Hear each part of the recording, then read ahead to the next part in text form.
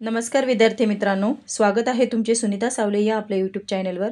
तर आजच्या व्हिडिओमध्ये आपण टी मानसशास्त्राच्या नोट्स पाहणार आहोत। यामध्ये आपण मानसशास्त्राच्या काही व्याख्या व वर्तन अभ्यासाच्या पद्धती अभ्यासणार आहोत मित्रांनो। तर हा व्हिडिओ तुम्ही शेवटपर्यंत पहा, जेणेकरून तुम्हाला येणाऱ्या परीक्षेमध्ये याचा फायदा होईल। एरिस्टॉटल मानसशास्त्राचा जनक, ग्रीक तत्ववेत्ता, त्यांनी कोणता ग्रंथ लिहिला? तर डी ॲनिमा नावाचा ग्रंथ लिहिलेला आहे। मानसशास्त्र म्हणजे आत्म्याचे शास्त्र ही व्याख्या कोणी केली? तर ही व्याख्या एरिस्टॉटल यांनी केलेली आहे। मानसशास्त्राचे जनक कोण? तर मानसशास्त्राचे जनक एरिस्टॉटल हे आहे। विल्यम वुंट यांनी मानसशास्त्राची पहिली प्रयोगशाळा जर्मनीत कोठे स्थापन केली? तर विल्यम वुंट यांनी मानसशास्त्राची पहिली प्रयोगशाळा लाइप्झिग विद्यापीठात 1879 मध्ये स्थापन केली। मानवी वर्तनाचा अभ्यास करणारे शास्त्र म्हणजेच मानसशास्त्र होय, ही व्याख्या कोणाची आहे? तर ही व्याख्या जे.बी. वॅटसन यांची आहे। जे.बी. वॅटसन यांनी मानवी वर्तनाचा अभ्यास करणारे शास्त्र म्हणजेच मानसशास्त्र होय, अशी व्याख्या मांडलेली आहे। अवबोधावस्थेचे शास्त्र म्हणजेच मानसशास्त्र होय, ही व्याख्या कोणी केली आहे? तर अवबोधावस्था ही सिग्मंड फ्राईड यांनी मांडलेली आहे। तर अवबोधावस्थेचे शास्त्र म्हणजेच मानसशास्त्र होय, ही व्याख्या सिग्मंड फ्राईड यांची आहे। मनाचा अभ्यास करणारे शास्त्र म्हणजेच मानसशास्त्र, ही व्याख्या कुणाची आहे? तर ही व्याख्या मॅकडुगल यांची आहे। मानसशास्त्र म्हणजे मानवी व्यवहार व मानवी संबंधाचे अध्ययन होय, तर ही व्याख्या कोणी केलेली आहे? तर ही व्याख्या क्रो यांची आहे। टर्मन या मानसशास्त्रज्ञाने 1500 बुद्धिमान मुलांचा 30 वर्ष सातत्याने अभ्यास करून त्यासंबंधी निष्कर्ष काढले। त्यासाठी त्यांनी वैकासिक ही मानसशास्त्राची पद्धत वापरलेली आहे। अध्ययन अध्यापनाशी संबंध असणारे मानसशास्त्राची शाखा म्हणजे काय?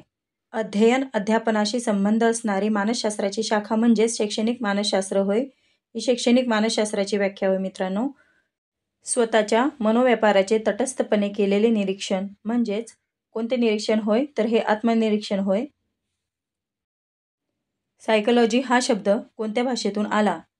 तर सायकोलॉजी हा शब्द ग्रीक भाषेतून आलेला आहे। आत्मनिरीक्षण पद्धती ही कोणती पद्धत आहे?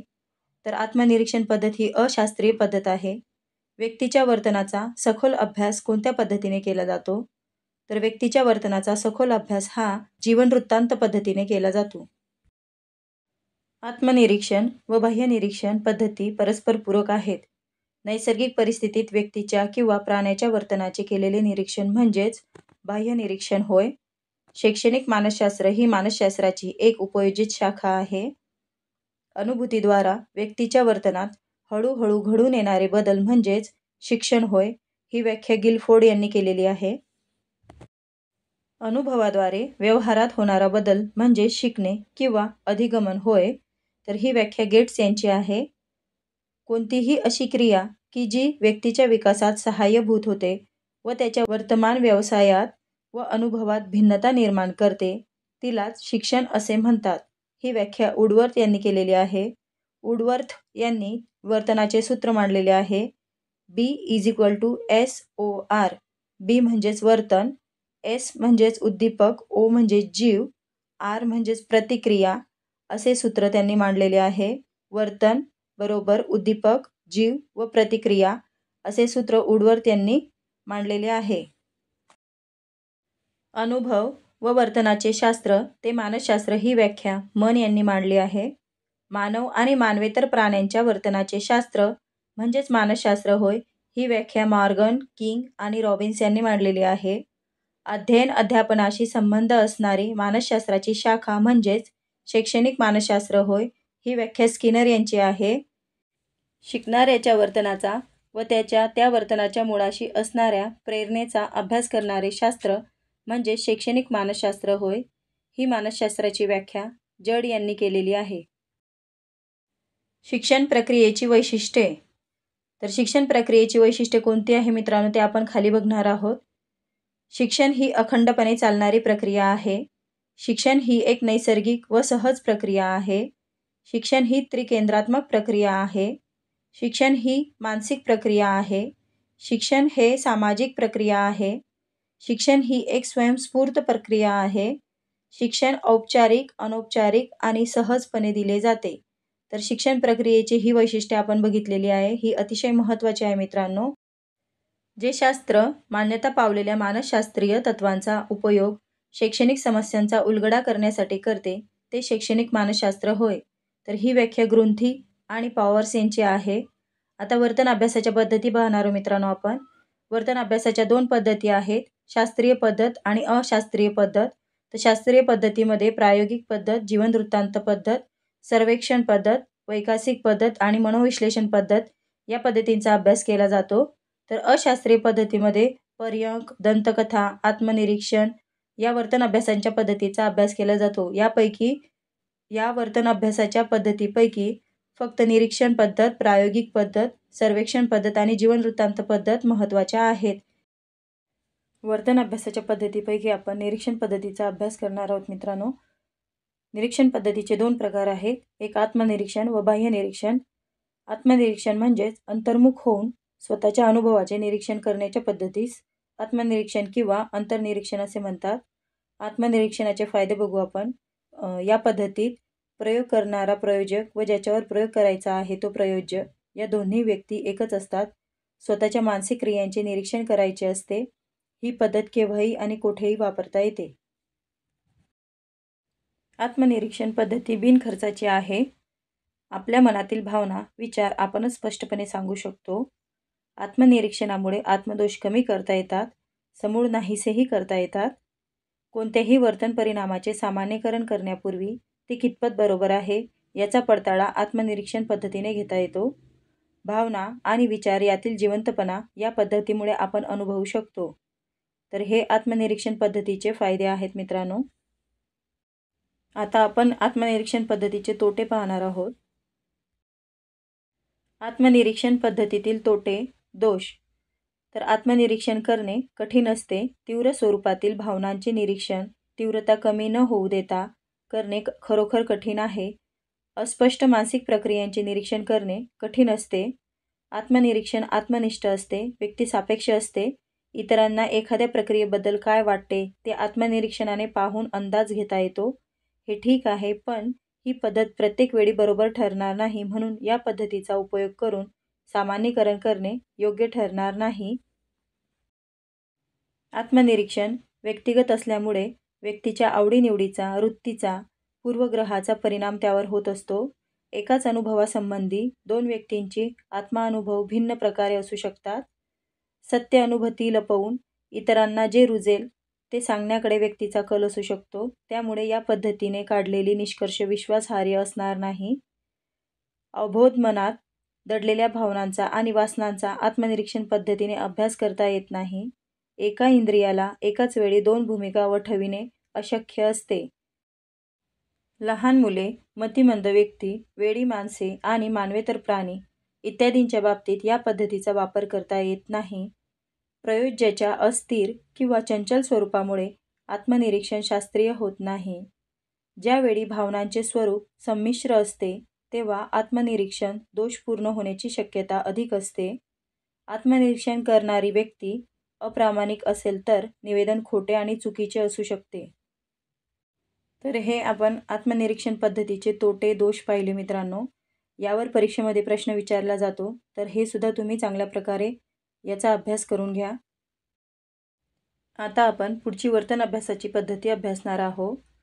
पुढची वर्तन अभ्यासाची पद्धती आहे बाह्य निरीक्षण. बाह्य निरीक्षणालाच वस्तुनिष्ठ निरीक्षण असे सुद्धा म्हटले जाते.